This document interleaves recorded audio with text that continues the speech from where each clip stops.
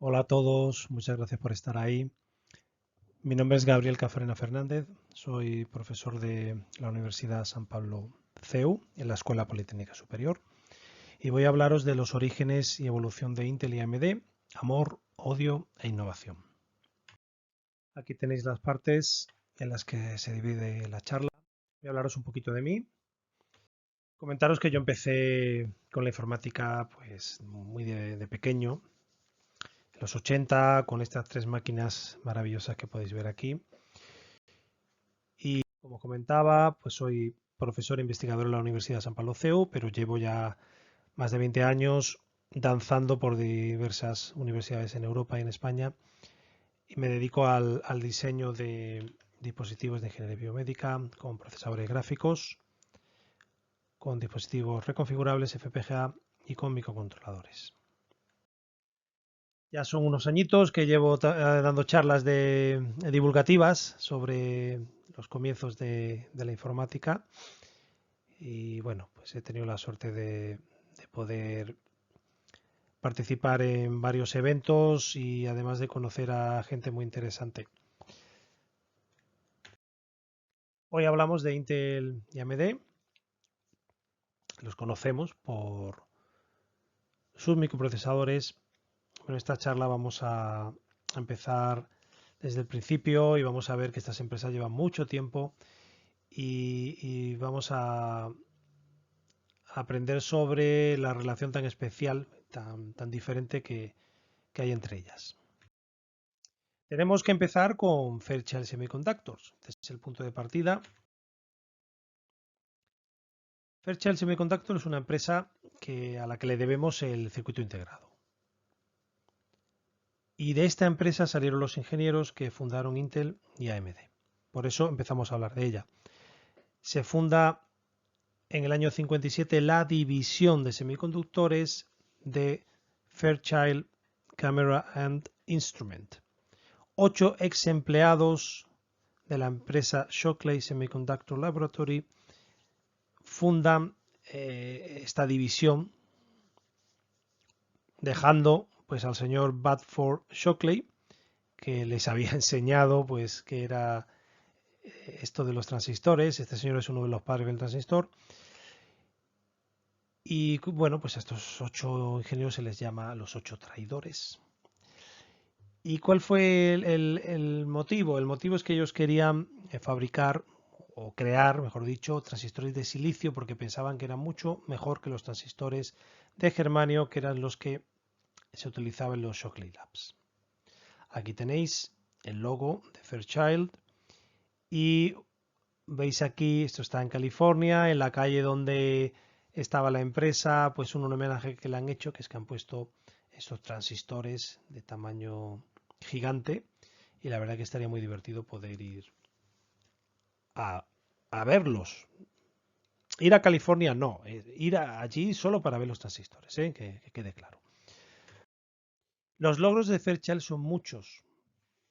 Como os comento, han sido fundamentales, muy importantes para que se cree la industria de los semiconductores. En primer lugar, desarrollan la tecnología planar, que consistía en fabricar los transistores mediante capas. Esto se lo debemos a Jim Horney.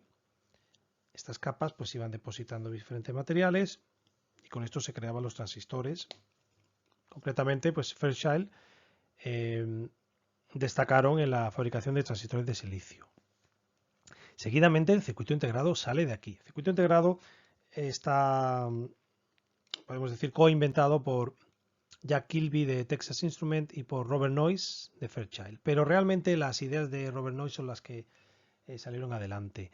Se basa en la tecnología planar de Hoerney, añadiéndole la posibilidad de aislar los transistores y de interconectarlos. De manera que podemos tener ahora muchos transistores en un mismo chip, en un mismo circuito. Ojo, Robert Noyce es uno de los cofundadores de Intel. Y por último, destaco de Fairchild, ahí, vamos, hicieron muchísimas cosas, pero destaco los transistores MOS de puerta de silicio, que esto fue una invención de Federico Fajim y que sin esto no hubiésemos tenido la microelectrónica moderna. El transistor MOS tiene propiedades mucho más interesantes que el transistor bipolar, que era el que se empezó a utilizar. Y sin el transistor MOS, concretamente de puerta de silicio, el transistor MOS no se hubiese podido fabricar a gran escala porque tenía bastantes problemas. Sin este transistor especial no tendríamos microprocesadores ni la tecnología que se utiliza hoy en día, que es muy eficiente energéticamente, que es la tecnología de MOS complementario, CMOS. Tampoco tendríamos memorias dinámicas, no tendríamos memorias flash, es decir, no tendríamos los gigas de RAM que tienen los PCs, no tendríamos pendrives, SD cards, etcétera, etcétera. Bueno, en algún momento pues diré tecnología SGT o tecnología de puerta de silicio. SGT es Silicon Gate Transistor, transistor de puerta de silicio. Bueno, pues vamos a continuar. Os cuento de forma muy simple qué es un circuito integrado para que nos situemos. Un circuito integrado pues está compuesto por un encapsulado que contiene unas patillas que son conductores que de alguna manera pues están conectados a esta zona central. Aquí es donde estaría el chip con los transistores y este chip ¿cómo se fabrica? Se fabrica por capas, como se explicaba. Tenemos un sustrato al que se le van poniendo capas y aquí veis la capa de las capas más bajas están los transistores. Cada una de estas estructuras de aquí son transistores. Y luego necesitamos capas de metalización, que se ha pintado en naranja, donde conectamos los distintos elementos. Por ejemplo, aquí tenemos un circuito, esto es una puerta NOR, que tiene 4 transistores, son estos símbolos de aquí. Veis que cada transistor necesita 3 conexiones, tiene 3 puertos. Bueno, pues estos transistores estarían en esta última capa, ocupando, pues, distribuidos en 2 dimensiones, y luego sería necesario conectarlos, todas estas conexiones que veis aquí, habría que conectarlas mediante las capas superiores de metalización. Tenéis que ver esto como si fuese, pues, autopistas en las que, pues, a veces encontramos que hay varios niveles, ¿no? Puede haber puentes, puede haber rotondas que están en alto, pues esto es un poco la idea, ¿no? Una rotonda en alto que por debajo pasa otra carretera, ¿no? Bueno, una explicación muy, muy sencilla. Esto de aquí, esta bola enorme, pues sería una conexión ya al exterior, similar a estas patillas que veis aquí, ¿vale? Un poquito para que veáis también la diferencia de tamaño. La diferencia de tamaño puede ser inmensa, ¿no? Aquí podemos tener milímetros, aquí podemos tener nanómetros, ¿vale? Bueno, continuamos. De nuevo, muy rápido. Para construir circuitos integrados se parte de una oblea. Una oblea pues es, digamos que una rodaja de un cilindro de silicio. Esta rodaja al final lo que vamos a hacer es imprimir, entre comillas, muchos circuitos, la réplica del mismo circuito. Esto se llaman los dados, ¿no? En inglés, die, y luego se cortan y cada uno iría pues a un chip distinto, ¿no? Se encapsularía y se pondrían se conectaría con el exterior a las patillas, ¿no? Y bueno, sin entrar en muchos detalles, se van depositando materiales, pero también se pueden eliminar materiales o insertar, bombardear con átomos estos materiales para cambiar sus propiedades. Esto se hace gracias a las máscaras. Las máscaras permiten que pase o no la luz, de manera que se puede debilitar el material para eliminarlo, o se puede hacer que pasen únicamente por estos huecos, estas rejillas que tiene la máscara, que pasen esos átomos que necesitamos usar para lo que se llaman las difusiones, ¿no? Las zonas dopadas. No explico más, es un poco que veáis que es un proceso, una mezcla de óptico y químico. Aquí tenéis una oblea, el diámetro pues puede ser unos 25 centímetros, para que os hagáis una idea, y en este caso pues hay pocos dados, pocos chips. En una oblea puede haber miles de réplicas, ¿vale? Respecto al transistor de puerta de silicio, pues os cuento muy brevemente, sin entrar en detalles, como las partes que tiene un transistor MOS. Esto sería un transistor MOS, como os he dicho, tiene 3 patillas, 3 conectores, 3 puertos, por lo tanto necesitamos 3 conductores. El central se le llama puerta. Bueno, pues a finales de los 60 se hacían transistores MOS con 3 metales. Se llama MOS porque tienen metal, un óxido y semiconductor. Todo esto de aquí es semiconductor que se ha dopado, se le han introducido átomos para permitir que tengan cargas positivas libres o cargas, perdón, sí, cargas positivas o cargas negativas libres. Bueno, pues el problema de estos transistores es que no debía haber un solapamiento entre esta zona amarilla y el metal, y lo había, era muy difícil de controlar. Era difícil de ajustar el tamaño de la puerta y además había solapamiento. Por lo tanto, al final, esto hacía que funcionasen mal porque se creaban unas capacidades bueno, pues que no solo que ralentizaban su funcionamiento, sino también que al no poderse controlar el tamaño de la puerta no era difícil de caracterizar. Bueno, pues lo que inventa Federico Fagin es esto de aquí. Cambia la puerta de metal por una puerta de polisilicio, por eso se llama puerta de silicio a la tecnología, y además la propia fabricación del dispositivo hace que la puerta esté totalmente alineada con los pozos que se llaman los pozos N+, de manera que se impedía que hubiese solapamiento. Y si lo había era mínimo. Entonces de repente el MOS, que era un transistor poco fiable, que daba malos resultados, desbanca al transistor bipolar. En todos los sentidos. Se pueden hacer chips con más transistores y que además van más rápidos y consumen menos potencia eléctrica. Todo esto lo hizo Federico Fagin en una visita de varios meses, de 6 meses, que hizo a Fairchild. Y esa visita se convirtió en que lo contrataron y que revolucionó la industria de los semiconductores. Aquí veis la evolución de los transistores. Este sería el transistor MOS que inventó Federico Fagin, bueno, que es una mejora de lo que ya existía. Y bueno, se basaba en la tecnología planar en la que vamos poniendo capas y esta era la forma de crear estructuras. La puerta está por encima de lo que se llama el sustrato, ¿no? Entonces aquí lo veis dibujado que la puerta está por encima de la parte del sustrato de silicio. Esta es la tecnología que se ha usado desde 1969 hasta 2007, de forma masiva. Empezó con 10 micras. Esto quiere decir que la separación que hay entre los dos pozos N+, es de 10 micras. Esto es lo que se llama el canal. Es el canal porque cuando la puerta se excita, se crea un canal entre estos dos puntos y circulan los electrones. Entonces, el tamaño de los transistores se suele referir uno al tamaño del canal, a la anchura del canal. 10 micras. Voy a dar un salto en el tiempo, ya vamos por 3 nanómetros, 1000 veces o 3000 veces podemos decir más pequeños. Es curioso, el tamaño ha bajado unas 1000 veces, pero el número de transistores que podemos implementar ha incrementado 1.000.000 de veces. Aquí andábamos, en los 70 andábamos por 1000, 2000, 3000 y ahora estamos por miles de millones. Decenas de miles de millones de transistores. Bueno, pues, ¿qué se ha hecho para ir reduciendo el tamaño? Pues fijaros, en 2011 se crea el FinFET. Cuando digo se crea, se consigue fabricar, porque estas ideas son ideas antiguas, son ideas que llevan décadas. Hay publicaciones científicas en las que se explican estas cosas, pero ha sido imposible fabricarlas.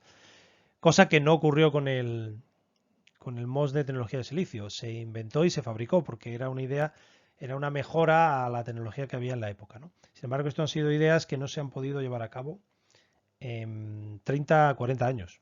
Bueno, ¿cuál es la idea del FinFET? Es crear una aleta. ¿Esta aleta qué es? Esta aleta es esta zona de aquí del canal, la subimos. De manera que el canal ahora está rodeado por la puerta. Antes solamente tenía la puerta encima, ahora está rodeado y el canal es vertical y horizontal. Con esto hemos conseguido pues que siga habiendo el mismo flujo de corriente, pero ocupando menos anchura. Este mismo año Samsung ha creado el transistor GAA, que es Gate All Around. La puerta está alrededor. ¿Cómo ha hecho que la puerta esté alrededor? Que el canal sea rodee totalmente, perdón, que la puerta rodee totalmente al canal. Bueno, se podía ver de las dos formas, perdón. Pues lo ha hecho creando estos nanocables. Estos nanocables crean muchos canales que luego al final están todos conectados. Y ha conseguido transistores de 3 nanómetros de ancho de canal. Bueno, pues tenemos, ellos piensan que pueden bajar a 2 nanómetros con lo que llaman nanoláminas, si queréis lo podemos traducir así, de manera que estas nanoláminas pues consiguen reducir el tamaño. Yo la verdad es que esto no lo he investigado porque para mí esto me parece más estrecho que esto, pero bueno, ahí queda, ¿no? Y repito, insisto, se ha fabricado ahora, pero estas ideas vienen rulando desde los 80 perfectamente, ¿no? De hecho, la persona que inventa este transistor es la misma que inventa la memoria flash y las publicaciones son pues en torno a los años mediados de los 80. Bueno, volvemos a los 8 traidores. Disculpadme, ¿no? Este inciso ahí de este KitKat sobre circuitos integrados. Los 8 traidores son Robert Noyce, cofundador de Intel, inventor del circuito integrado. Gordon Moore, cofundador de Intel, famoso por la ley de Moore, que decía que cada aproximadamente 2 años se podría duplicar el número de transistores que es implementables en un circuito integrado. Jim Hoerney, fijaros que ingenieros, ¿no? Que mentes, que inventó la tecnología planar. Gracias a él se inventa el circuito integrado también. Y luego a partir de ahora veréis que todos estos ingenieros que dejaron Fairchild, perdón, que dejaron los Shockley Labs para irse a Fairchild, acabaron en una empresa que se llama Teledyne. Eugene Kleiner es un personaje interesante porque fue el que consiguió convencer a Fairchild para que invirtiese en la nueva división. Y luego él ya puso su propio dinerito en Intel. ¿Y qué es Teledyne? Pues Teledyne es una empresa que se dedica a invertir. Es un conglomerado de empresas. Y ahí fueron el resto, ¿vale? No he conseguido detalles de estos personajes. Julius Blank, Victor Greenwich, Jay Last, Sheldon Roberts. Bueno, pues todos estos fueron los que fundaron Fairchild y 2 de ellos posteriormente fundaron Intel. Vamos a seguir, vamos a contar brevemente pues cómo comienzan estas 2 empresas. A ver, está Shockley Labs, se van los 8 traidores en el año 57 a Fairchild. En el año 68 llega Super Federico Fagin. Y digo esto de Super por varios motivos, porque en cuestión de 6 meses mejoró tanto la tecnología que revolucionó la industria. Y luego más tarde en Intel ya veréis lo que hizo. Y fijaros, ese mismo año se van de Fairchild, Robert Noyce y Gordon Moore para fundar Intel. Y 2 años después, Federico Fagin. Ojo, los otros 6 traidores duraron muy poquito en Fairchild, duraron 3 años. Se fueron para fundar Teledyne. Y AMD también sale de Fairchild. La funda Jerry Sanders y otros 7 ingenieros que no he podido encontrar información sobre ellos, o mejor dicho, no la he encontrado. Quizá no he buscado suficiente. El año 69 fundan AMD. ¿Vale? Un poquito después de Intel, año 68 Intel, año 69 AMD. Vamos a ver la idea, lo que tenían en mente estas personas. Intel se funda en el 68 por, como he dicho, Robert Noyce y Gordon Moore y querían dedicarse al negocio de las memorias para ordenadores. Ya existían chips que implementaban memorias. Ellos querían dedicarse exclusivamente a esto porque veían que la evolución de la informática era esta. Pasar de las grandes memorias de ferrita a chips que conseguían velocidades superiores y por supuesto ocupar muy poco espacio. AMD, que se funda en el 69, AMD significa Advanced Micro Devices, Intel pues es simplemente un buen nombre porque viene de intelligence, ¿no? de inteligencia. Es un gran nombre, mejor dicho. Pues AMD, Advanced Micro Devices, se funda en el 69 para poder desarrollar circuitos digitales, ideas que no les permiten desarrollar en Fairchild. Esto es algo muy común. Una empresa Llega un momento pues, que es una máquina enorme que una vez que tiene los productos en marcha, pues le cuesta evolucionar y pues al final hay que crear nuevas empresas. Es razonable pensar que les animó la iniciativa de Intel, el que se fuese gente, además gente importante de la empresa, cofundadores que se fuesen a montar su propio negocio, pues puede ser la motivación también. Y muy curioso que Robert Noyce invirtió en AMD, les ayudó en los primeros años. En el año 70, como os he comentado, Federico Faggin se alista en Intel porque está cansado de que Fairchild no le deje desarrollar sus ideas. Fairchild, curiosamente, no apuesta al principio demasiado por la puerta de silicio. Y otras empresas parece que tienen más interés que la propia Fairchild. Entonces Federico Faggin, cansado, se va a Intel a trabajar en microprocesadores y crea un año después el primer microprocesador de Intel, el 4004. Podemos decir que es el primer microprocesador comercial y lo que está claro es que es la primera CPU entera que está implementada con un único chip, ¿vale? Porque de esto hay mucho debate. Ya había chips anteriormente que podías conectarlos si tenías una CPU, pero no era una única CPU en un chip, ¿de acuerdo? Bueno, pues así están las cosas, los comienzos. Ahora vamos a empezar un poquito fuerte en la década de los 70, 60, 70. Luego vamos a bajar el ritmo en los 80 y poquito a poco yo me voy desgastando, me voy cansando y cuento menos cosas. Sobre todo porque ya nos acercamos a cosas que hemos vivido y de las que hay mucha más información. Acabaremos, por supuesto, en el siglo XXI, pero como os digo, el nivel de detalle voy a ir reduciéndolo. Vamos con la década de los 60 y 70. De los 60 quedaban muy poquito, quedaban 2 años. Y vamos a repasar. Federico Faggin visita Fairchild. Él trabajaba en una filial de Fairchild en Italia y visita Fairchild para estar 6 meses, pero ¿qué ocurre? Que le encargan desarrollar la tecnología de puerta de silicio y crea el primer chip basado en esta tecnología SGT, que es el 3708, es un multiplexor analógico. Bueno, pues este chip ya existía una versión con transistor bipolar y es mucho mejor. Ocupa menos silicio, es más rápido, consume menos. Estamos hablando de algo pues realmente notable, ¿no? Voy a tirar de memoria, pero perfectamente consumía 5 veces menos y en velocidad pues podía ser también 5 veces más rápido, ¿no? Estos numeritos tendría que revisarlos, pero para que os hagáis una idea, ¿no? Bueno, a pesar de este gran éxito, él se da cuenta de que faltan cosas. Todavía la tecnología no está madura.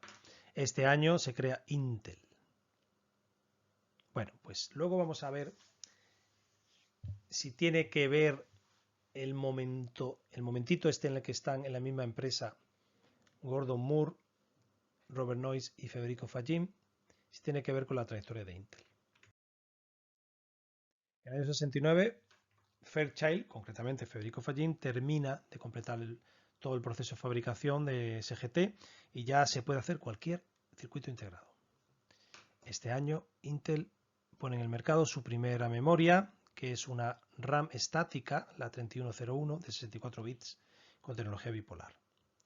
Quiero que veáis qué curioso.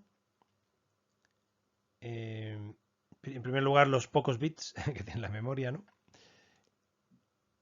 Lo cual no se ajusta a las necesidades del mercado, ¿no? Había ordenadores potentes que requerían bastante más memoria que eso. Se sigue usando tecnología bipolar. Y ojo, no son pioneros. La primera memoria estática la fabricó IBM en el año 65. Ahora, aquí sí son pioneros porque crean la primera memoria basada en puertas de silicio, que es la 1101. Y fijaros como para estar fabricada el mismo año, es muy significativo que comparándolo con la otra memoria que tienen, que es con tecnología bipolar, tiene 4 veces más capacidad. Y esto no es casualidad. El transistor de puerta de silicio ocupa menos espacio y además son más rápidos, etcétera, ¿no? Bueno, el tema es que cómo es posible que usase la tecnología de Fajin si acaba de inventarse, ¿no? Si vamos a la página web de Intel en la que hablan de este chip, pues dicen que es el primer chip de la historia con puerta de silicio, y esto no es cierto. El año anterior, Federico Fajin ya lo había conseguido, pero siguen diciéndolo, ¿vale? O incluso a día de hoy. Bueno, ¿cómo es posible que ellos usen esta tecnología? Pues precisamente porque el que finalmente bueno, el que era el jefe de Fajin en Fairchild era Gordon Moore. Y antes de irse, Fajin le explica la tecnología y le anima Gordon Moore a que vaya a un congreso y lo explique allí, lo publique y lo explique. ¿Qué ocurre cuando uno va a un congreso? Pues que está publicando, hace público la invención y ya lo puede usar cualquier persona. Entonces, sabían lo suficiente para poder hacer esta memoria, una memoria estática de 256 bits. Con lo que habían aprendido, con lo que estaba publicado, podían ya fabricar. Pero no era suficiente para hacer otro tipo de chips, porque recordad que Fajin terminó de rematar el proceso SGT en este mismo año. Entonces, ellos no disponían de esa información. Bueno, este año también comienza AMD y muy rapidito tienen ya su primer chip, que es un registro de desplazamiento de 4 bits. Bueno, esto no es un chip muy complicado, pero la verdad es que es interesante ver cómo se ponen en marcha tan rápido. En el año 1970 Intel patenta el contacto enterrado, que se aplica para mejorar la conectividad entre transistores, las capas aquellas que os decía de metalización. Y curiosamente lo patenta Intel, pero la idea es de Fajin y Fajin no es autor de la patente. Y Fajin ya trabajaba en Intel.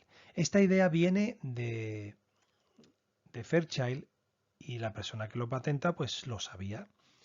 Y además, según cuenta en su autobiografía Fajin, la historia es bastante fea porque digamos que le espían. Ellos ven cómo diseña el microprocesador 4004 y ven cómo aplica esta idea del contacto enterrado, que no os cuento los detalles, pero es bastante feo, ¿no? Y luego lo patentan porque quieren pues proteger, ¿no? el diseño de la primera RAM dinámica. Es decir, las dos cosas están ocurriendo en paralelo, ¿no? Se está patentando porque se está diseñando la primera RAM dinámica. Y aquí la tenemos, la 1103. Veis como una memoria pues es un circuito muy regular, porque en el fondo aquí lo que tenemos es una matriz donde se almacenan los bits. Son celdas, cada celda contiene un bit. Y esta fue la primera RAM dinámica, lo que hoy en día tenemos en todos los PCs, la memoria principal, los gigabytes estos de RAM que necesitamos para correr el sistema operativo y demás, pues comenzó en Intel. Es una memoria RAM dinámica de 1024 bits. Hay un salto respecto al año anterior, que eran estáticas y de 256 bits, como mucho. Pues hay un salto ahí grande porque la RAM dinámica es más sencilla, digamos, a nivel de arquitectura. Pero aquí la historia que yo quería resaltar es este tema de la patente, que es bastante feo, ¿no? Aquí tenéis el chip. Al año siguiente, pues ocurren cosas muy interesantes. AMD comienza a fabricar memorias y fabrica una memoria que se llama la AM3101, que tiene el mismo numerito que la primera memoria de Intel y además usa la misma tecnología y tiene el mismo número de bits. Esto suena a clon, ¿no? Puede ser que no, pero no tengo información, no sé si, bueno, no parece que Intel tuviese ningún problema con esto, pero ya empezamos, ¿no? con las historias. Intel crea el primer microprocesador comercial, 4004. Es un microprocesador de 4 bits, es una cosa muy simple, de juguete. Hay quien dice por las redes que consiguió Intel meter en un único chip un ordenador igual de potente que cualquiera de los de IBM. Digo, hombre, ¿pero qué estáis hablando? IBM tenía ordenadores por esta época de 32 y 36 bits que ejecutaban coma flotante. Sí, había servidores muy interesantes, pero no usaban el microprocesador porque no se había inventado. Bueno, pues este micro lo diseña Fajin. La historia es muy interesante, pero no voy a perder tiempo con esto porque se nos eterniza. Y aquí está la pregunta, ¿por qué lo diseña Fajin? ¿Por qué un señor que acaba de llegar hace algo tan importante como el primer microprocesador? Y la pregunta es esta, ¿qué sabía Intel de la puerta de silicio? Pues sabía lo justo. ¿Quién lo sabía todo? Fajin. La única manera de construir el microprocesador era usar todas las ideas que tenía este hombre. Bueno, momento histórico importante. Pasamos al año siguiente, el año 72, Intel pone en el mercado su segundo microprocesador, el 8008. Es un microprocesador de 4 bits, no tiene nada que ver con el 4004. De hecho, el 8008, el diseño venía de fuera, el cliente ya le estaba dando la arquitectura.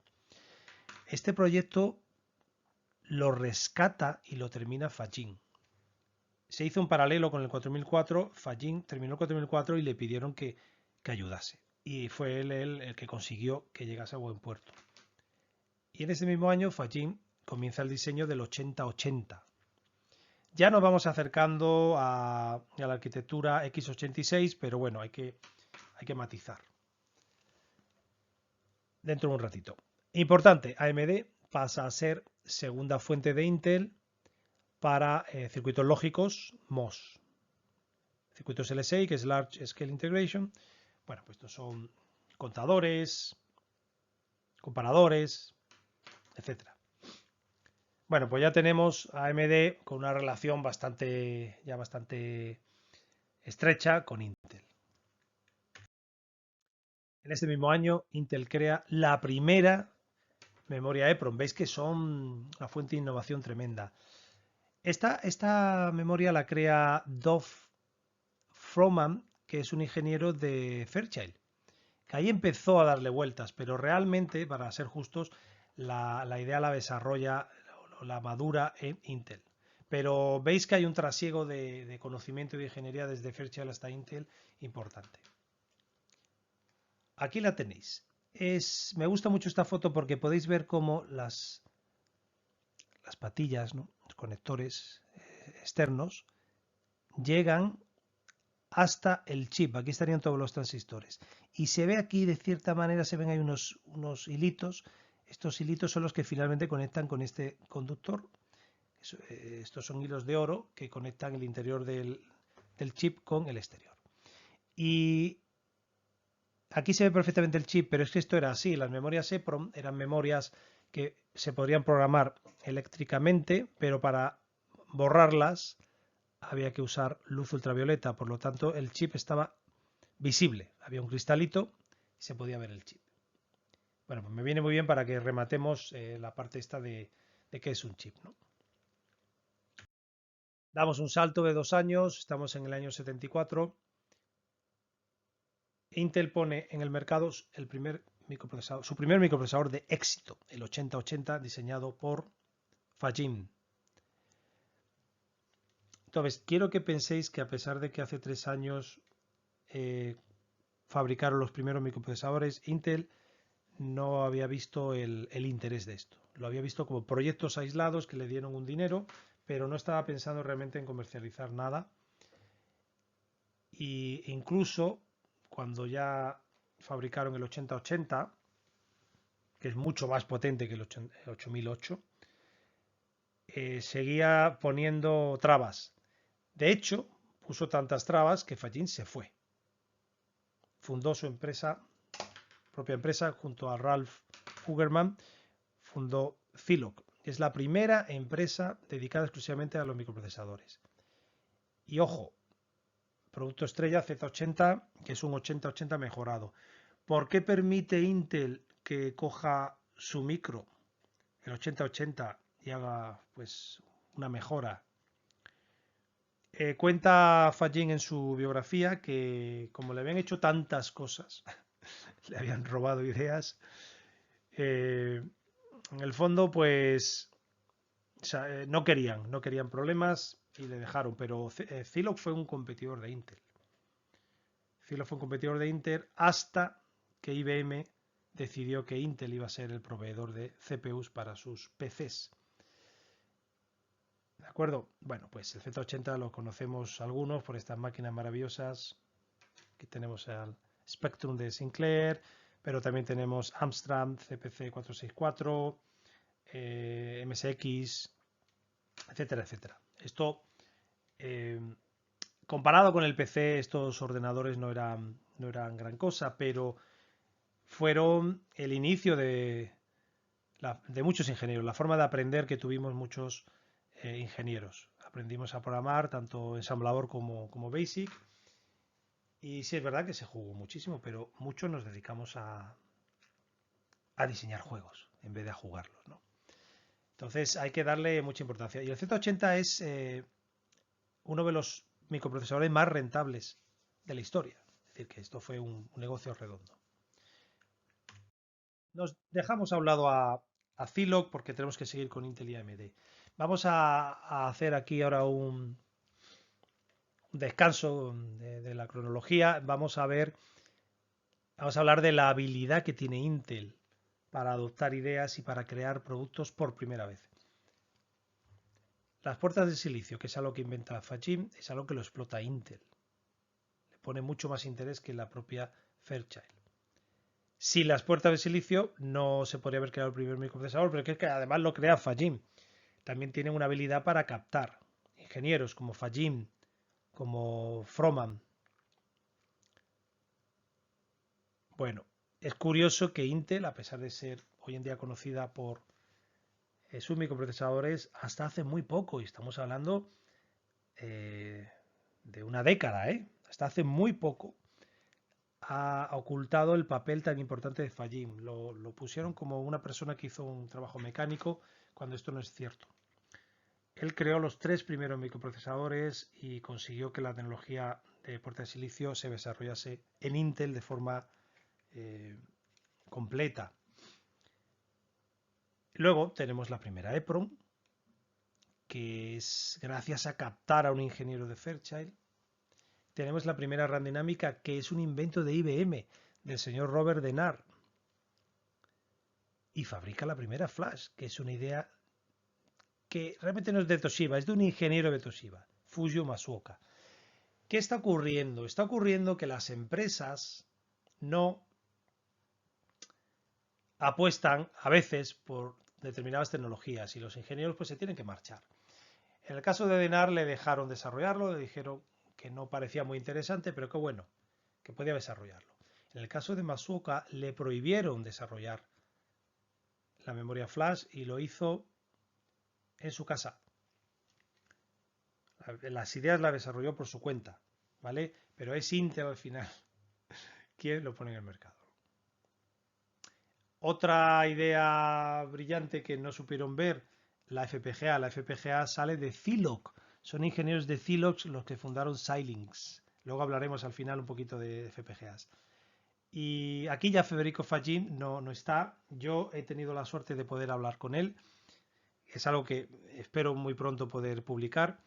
Y le pregunté que si él sabía algo de esto. Él ya no estaba en la empresa, pero me dijo que esa ha sido una de las grandes ideas en el mundo de la microelectrónica, la FPGA, y que ojalá consiga que los microprocesadores sean en el fondo FPGAs que de forma adaptativa cambian su funcionalidad según el código que están ejecutando. Una idea de ciencia ficción que, bueno, ojalá esté ahí dentro de poco. Vamos a continuar con el paso de los tiempos. Año 75. AMD entra en el mundo de los microprocesadores. Hace un clon del 8080, el AM9080. De nuevo, no hay noticias de que Intel le molestase esto. Y crea sus propios microprocesadores, en este caso más que microprocesadores, a ver, sí, pienso que sí, que son microprocesadores de 4 bits, pero que pueden encadenarse y aumentar su capacidad. Dos chips de 4 bits se pueden convertir en un procesador de 8 bits. Y creo que llegan hasta 16, ¿vale? Bueno, curiosamente el Pixar Image Computer, que sale 11 años después, bueno, que se termina 11 años después, usaba estos chips, cual es muy curioso, ¿no? Es un ordenador pensado para el renderizado de imágenes en 3D que usa unos chips antiguos y poco potentes. Bueno, me parece fascinante y es algo que tengo que seguir en la pista.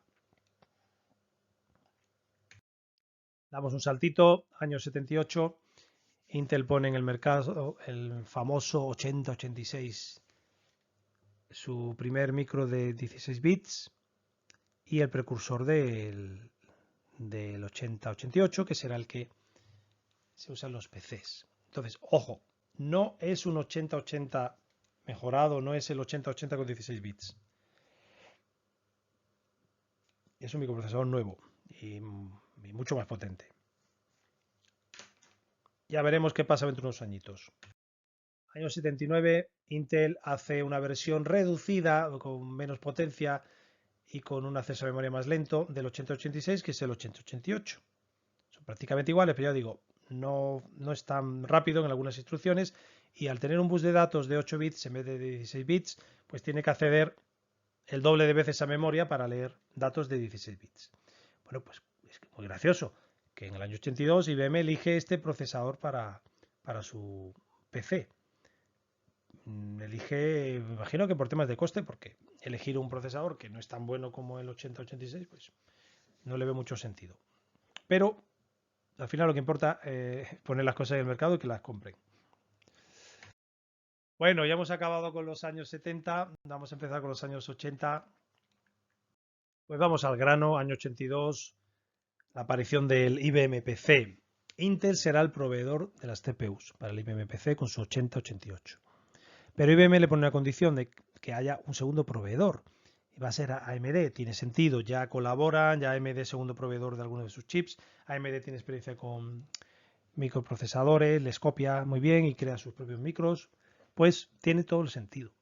Ahora quiero destacar un poco la idea de que el IBM, que hacía servidores, hacía ordenadores potentes para empresas, bastante caros, se mete en esta idea de hacer un ordenador más barato, aunque siga siendo caro, pero más asequible, porque ve que otras empresas que hacen microordenadores, como son Apple con su Apple II, Commodore con su Commodore PET y Radio Shack, la cadena de tiendas Radio Shack con su TRS-80, pues están vendiendo estos ordenadores a las empresas, sobre todo Apple II. Apple II con el momento que sacó la hoja de cálculos, bueno, no que sacó, en el momento que se creó la hoja se desarrolló la hoja de cálculos VisiCalc para el Apple II, empezó a venderse bastante en empresas. Entonces, ellos vieron que ordenadores que eran baratos, Apple II tiene un 6502, ordenador de 8 bits, y luego, al igual que, perdón, el Commodore PET, también tiene un 6502 de MOS Technology, y el TRS-80 tiene un Z80, microprocesador de 8 bits, pues ve que estos microprocesadores baratos de 8 bits, pues resulta que pueden hacerle sombra. Deciden hacer un PC de 16 bits, un ordenador personal más barato que lo que suelen hacer ellos. Esto es un poco la idea, ¿no? A estos tres ordenadores, el Apple II, Commodore PET y TRS-80 se les llama la Trinidad del PC, porque fueron los que consiguieron el acicate para que Intel se metiese en este lío del IBM PC. Bueno, como veis, a partir de aquí ya Intel pues va a crecer muchísimo porque ya tiene una venta masiva de microprocesadores. Crean el acuerdo este de licencias cruzadas, el Cross Licensing Agreement, en el que AMD puede fabricar los productos de Intel. Pero Intel también puede fabricar los productos de AMD, por eso lo de cruzado. Y si alguna de las dos compañías es adquirida por otra, se finaliza el contrato. Y la pregunta interesante es esta: ¿ha estado AMD siempre a la cola de Intel? Porque Intel es el que consigue el contrato con IBM, Intel es el que hace el contrato este con ellos para que ellos fabriquen sus microprocesadores, pero ¿ha estado siempre bebiendo de Intel? Bueno, pues lo vamos a ver pronto. Sabéis que no, porque en los últimos años, las últimas décadas, ha habido una rivalidad tremenda y AMD muchas veces ha superado las prestaciones de los micros de Intel. Seguimos este año, 82, seguimos el mismo año. Intel pone en el mercado el 286. Sigue siendo 16 bits, pero hay una mejora sustancial con el 8086. Y AMD ya está fabricando 8086 y 8088 para nutrir el mercado de ordenadores personales de IBM. Ahora AMD interpreta que también puede realizar variaciones en los chips, lo cual parece razonable. Te pasan la tecnología, te permite fabricarla, ¿por qué no cambiarla? Y además, si AMD tiene una buena idea, también la puede usar Intel, ¿no? Bueno, pues a Intel no le gusta la idea. Y aquí es donde empieza esta relación de dependencia, porque no tienen más remedio que trabajar juntos, y rivalidad, porque AMD también quiere destacar. Bueno, volveremos a este tema. Año 84. AMD crea un clon del 286 de Intel, el AM286, que es 2 veces más rápido. Y esto no es ninguna tontería. Intel ya empieza a preocuparse. Esto va a ser muy importante. Año 84, AMD ya empieza a hacerle sombra. Vamos a ser justos. Si te pasan el diseño, pues mejorarlo, no digo que sea fácil, pero te puedes dedicar a mejorarlo. Si tienes que dedicar todo tu tiempo a hacer el diseño, pues ya tienes bastante con eso. En vez de mejorar, lo que haces, pasas al siguiente modelo, al 386. Un poquito quiero que veáis esto, ¿no? Entonces AMD tiene una posición privilegiada porque está recibiendo una información del producto ya terminado y puede pensar en cómo mejorarlo. ¿Que son unos cracks? Sí, todos son unos cracks. Año 85, pues comienza una crisis en los semiconductores y AMD decide que para afrontar la crisis lo que va a hacer es, va a cerrar las líneas que no le den beneficio, pero va a innovar. Por ejemplo, deciden abandonar la memoria de RAM dinámica, pero van a ponerse con nuevas tecnologías como la tecnología CMOS. Deciden innovar. Y esto, bueno, le va a dar muy buenos resultados. No lo cuento en esta charla, pero AMD ha hecho productos, como por ejemplo modems, ha hecho productos de telecomunicaciones, es decir, que ha tenido líneas diferentes a las de los microprocesadores, ¿no? Yo creo que esto surge de esa filosofía de innovar. Intel, en el año 85, pone en el mercado su primer micro de 32 bits, el 386. Bueno, pues interesante. Al año siguiente, la AMD crea su primer procesador RISC. Había creado un juguetito de 4 bits que se podía extender, pero ahora crea un procesador completo alejándose de Intel.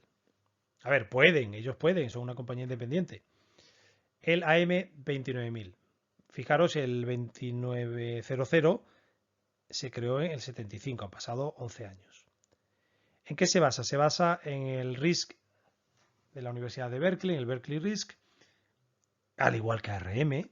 ARM también empezó a hacer micros por esta época, ¿vale? No tengo la fecha exacta, pero por esta época, y fue a Berkeley a empaparse. Habló con los creadores del 6502 para empaparse también, ¿no? Cómo fabricar. Sun Microsystems también empezó con RISC. Bueno, pues esto va a ser bastante importante. Ya son capaces de hacer sus propios micros y de una manera muy diferente a la de Intel, porque Intel usa CISC, no RISC, ¿no? Estos son ordenadores con un Reduced Instruction Set, ¿no? Y los CISC son Complex Instruction Set. El RISC es mucho más ágil que el CISC. Año 87. Intel prohíbe a AMD fabricar chips superiores al 286. Ya estaba el 386 en el mercado y le prohíbe fabricarlos. Y fijaros, el 286 lo había clonado 3 años antes a AMD y habían visto Intel que estaba vendiendo, que vendía más que ellos.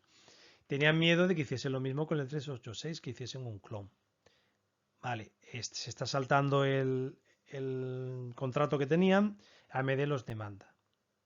Ahora, la pregunta es, ¿por qué Intel no coge las buenas ideas de AMD y las fabrica? Lo he dicho antes, Intel está creando micros nuevos y de un micro pasa al otro. Tener que coger ahora las ideas de AMD y fabricarlas les supondría un retraso. Entonces ellos siguen, es una máquina que no para. ¿De acuerdo? Tenéis que pensar que al menos en los últimos años, ¿no? Intel siempre ha trabajado solapando los proyectos. Mientras está creando un micro, que esto suele tardar 3 años, pues al año siguiente empieza el siguiente micro, el siguiente microprocesador.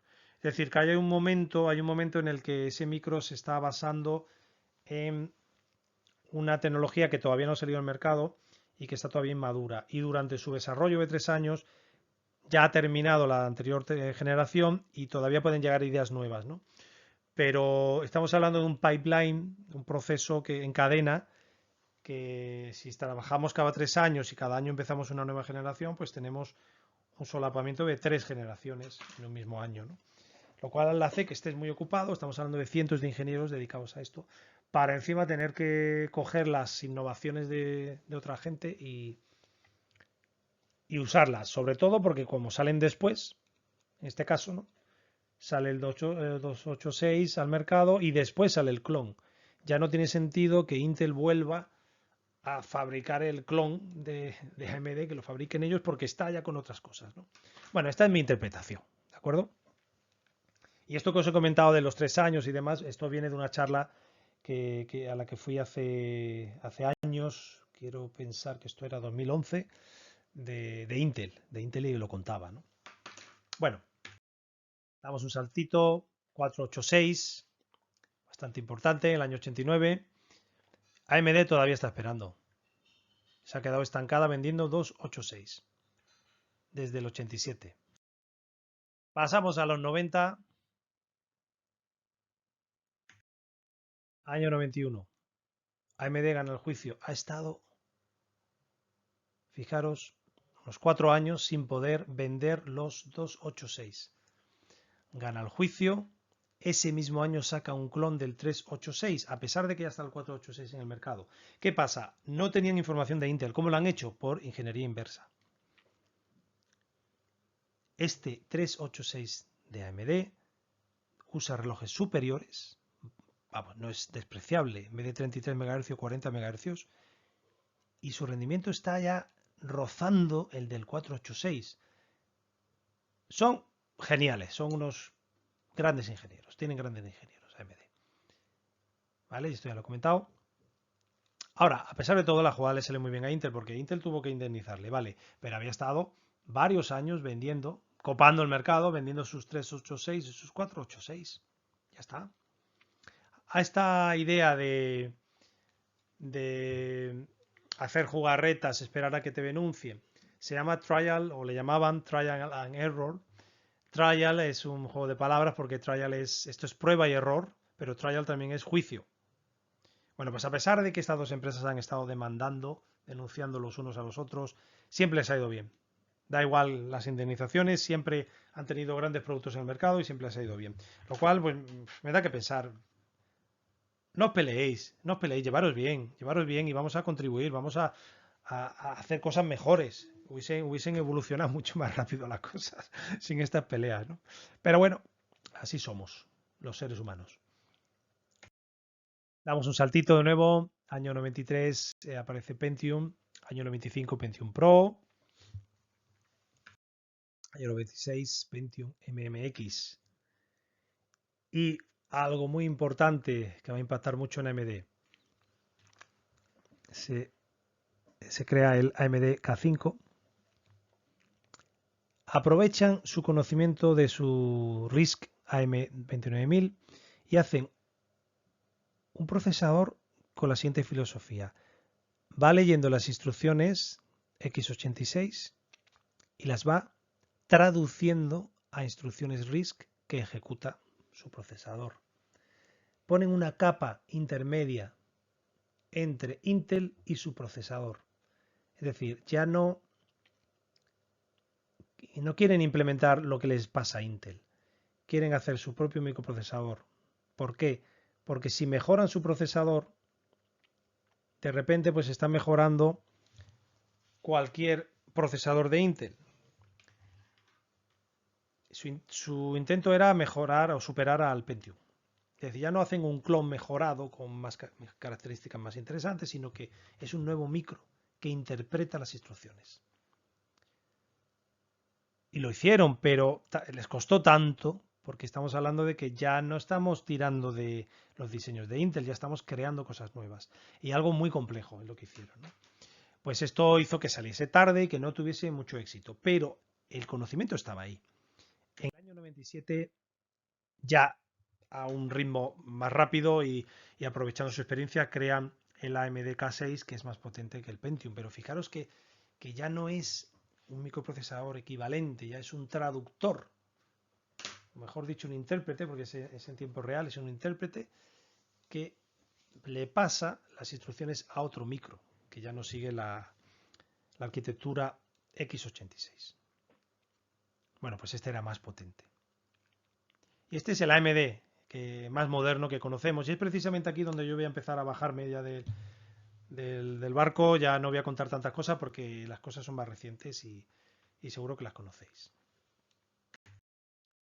A ver, año 99, AMD crea el conjunto de instrucciones de 64 bits. Se adelanta a Intel. Y esta es la primera vez que se adelanta, no en hardware, pero sí en algo relacionado con hardware que va a impactar el futuro de los microprocesadores. AMD 64, también conocido como x86-64, es lo que os digo. Todo el juego de instrucciones, la arquitectura de 64 bits, que es compatible con los micros de 32 bits. Este mismo año crean el Athlon K7, que es un procesador de 32 bits, que llega a tener relojes de gigahercios. Es la primera vez que se consigue esto. Y esto sí que es un hito potente. ¿De acuerdo? Vale, pues Intel se alía con IBM. IBM a su vez había comprado, si no estoy equivocado, los diseños del Alpha, que es un microprocesador de DEC, pues bastante potente, un microprocesador de 64 bits que había bueno, que consiguió también batir récords en velocidad. Y crea algo parecido al AMD64 que se llama el IA64, que Intel utiliza en sus procesadores Titanium, que están pensados para grandes servidores. Es decir, Intel ahora digamos que tira por dos caminos. Sigue con su x86, con sus procesadores clásicos, pero también opta por los grandes servidores. Bueno, los primeros procesadores de 64 bits los tenemos en el 2000, el Pentium 4, que sigue la norma de AMD. Ahí veis que AMD les ha impuesto, digamos, un estándar. En el 2001 sale el Titanium, el primer Titanium, que sigue pues esta norma de IBM e Intel. En el 2003 AMD, fijaros qué tarde, en 2003 AMD pues saca el Opteron y el Athlon 64.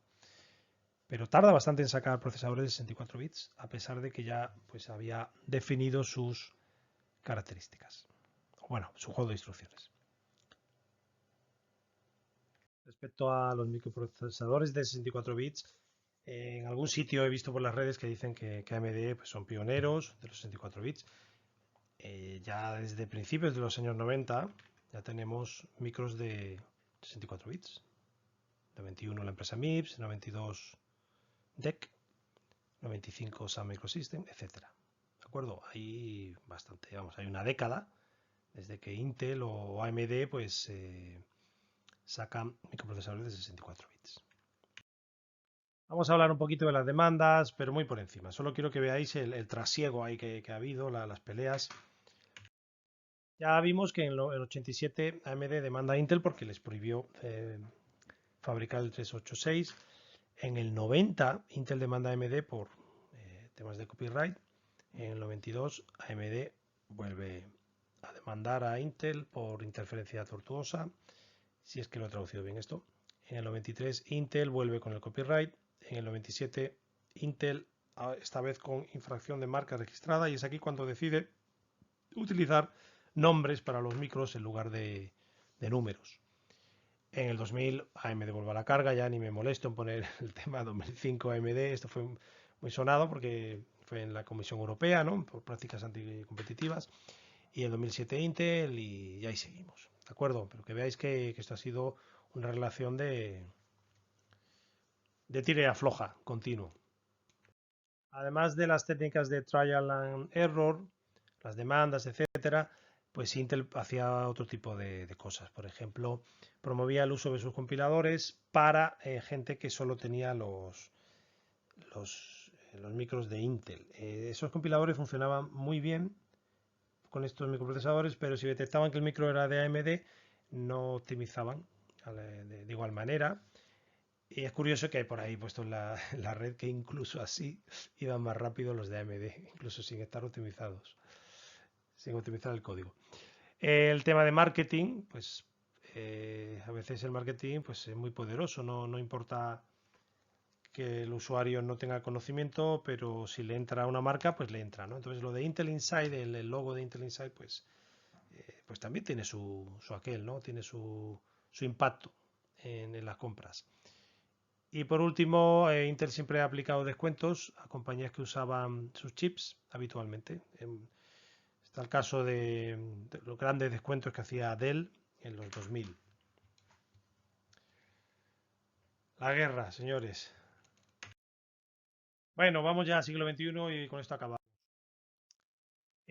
Solo unas pinceladas. En el 2006 AMD adquiere ATI, que es una empresa de procesadores gráficos, con lo cual pues abre una nueva línea y bueno, todos hemos comprado alguna vez una GPU de Nvidia o una GPU de ATI y ahí de nuevo pues también tenemos esa rivalidad, ¿no? Pues lo que pasa es que no vamos a entrar a hablar ya de Nvidia, RM, podríamos estar aquí eternamente, ¿no? Destaco que en el 2015 Intel adquiere la empresa de FPGAs Altera. Siempre ha habido dos grandes empresas en el mundillo de FPGAs que son Altera y Xilinx. Las dos son pioneras, las dos son muy grandes. Pues Intel adquiere Altera, que pasa a llamarse Intel FPGA. Y con eso lo que hace es añadirle al microprocesador lo que vamos a llamar tejido reconfigurable, que es básicamente una FPGA, pero interconectada con el chip de la CPU, para que la CPU pueda ejecutar funciones de forma optimizada en hardware. ¿Vale? Ahora os explicaré un poquito de qué va esto.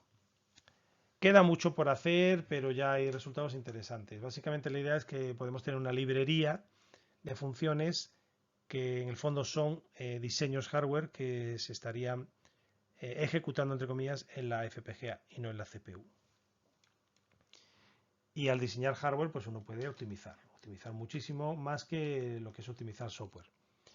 Y fijaros como en el 2020 AMD adquiere Xilinx, que pasa a llamarse AMD Xilinx. Por lo tanto, aquí tenemos una guerra que no termina, la batalla continúa. Voy a contar unos matices sobre FPGAs. Normalmente en un microchip pues, se implementan los transistores, se distribuyen en una superficie bidimensional y si es una CPU pues se asocian cada zona a cada parte de la CPU, ¿no? La ALU, los registros, la unidad de control, la gestión de memoria, si es posible incluso la caché. Bueno, el tema es que una vez que está fabricado ya no hay nada que hacer. Si hay un error, como pasó en algún momento con los Pentium, ¿no? Si hay un error, pues ese error se queda ahí, se puede parchear con hardware, con software, ¿vale? La FPGA permite modificar las interconexiones. La FPGA está compuesta por cientos de miles de pequeños bloques que podemos interconectar y a los que podemos cambiar su función. Aquí os pongo un ejemplo. Este es un trabajo de Pablo Tirador, que está presente en la charla, en el que se implementa un sistema multiprocesador y es posible elegir el número de procesadores. Aquí veis cómo pasamos, al pasar de 2 a 8 y de 8 a 35, pues el número de bloques que se va usando cada vez es superior. Aquí el color oscuro implica los bloques que se usan. Mientras más oscuro, más densidad de bloques. y mientras más claro, pues menos. Y vemos como en un momento dado, pues estamos usando casi todos los recursos. Lo interesante de la FPGA es que cada vez que la encendemos, no hay conexiones hechas. Tenemos que enviarle lo que podemos llamar un programa o una configuración que determina qué bloques se están usando, con qué función y con qué otros bloques se conectan. Y esto es muy poderoso, es una idea fantástica. Esta idea lleva ya desde mediados de los 80 y es un negocio redondo que ahora, al ser parte de Intel, pues y de AMD, pues nos va a dar sorpresas seguro. Bueno, aquí la bromita de que me recordó totalmente esto a una medusa y aquí he puesto a nuestro amigo Bob. Como comentario final, el año 90 fallece Robert Noyce y se crea la medalla Robert N. Noyce como premio a gente que ha contribuido notablemente a la industria de los semiconductores. En el 98 la recibió Jerry Sanders, el fundador de AMD, o cofundador de AMD, y en el 2020 la recibe la CEO actual de AMD, Lisa Su. Respecto a las referencias, pues me he basado bastante en la autobiografía de Federico Fagin, Silicon, que es un libro fantástico, el que cuenta todo el proceso de desarrollo de sus ideas, la creación de sus empresas, pero también temas personales y temas filosóficos, incluso místicos, muy interesantes. De hecho, el libro acaba hablando de la conciencia humana. Ha presentado un modelo basado en la física cuántica de la conciencia humana. También hay unos artículos de IECubo que os recomiendo sobre el primer procesador de Intel. Un libro muy recomendable es El hombre tras el microchip, ¿no? The Man Behind the Microchip, de Leslie Berlin, en el que nos hablan de la vida de Robert Noyce, y hay mucho sobre Intel, pero en general hay cosas muy interesantes sobre Silicon Valley. Y luego, pues también me he paseado por foros. Por ejemplo, aquí tenéis Reddit, eh, y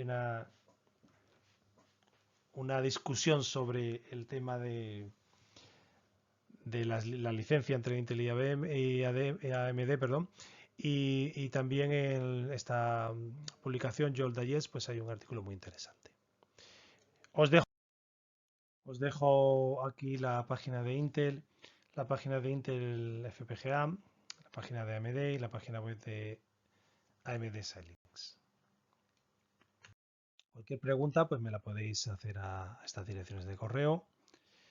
Aquí tenéis mi blog y mis cuentas de Twitter. Bitcafe es una cuenta más de hobby, en la que, bueno, pues sobre todo hablo de música chiptune y de, bueno, de lo que quiero realmente, pero hablo mucho de esto y de ordenadores retro. En Cacafe es una cuenta más seria, más profesional, en la que, bueno, pues hablo un poquito de investigación y de otras cosas. Bueno, pues muchas gracias por todo. Un saludo.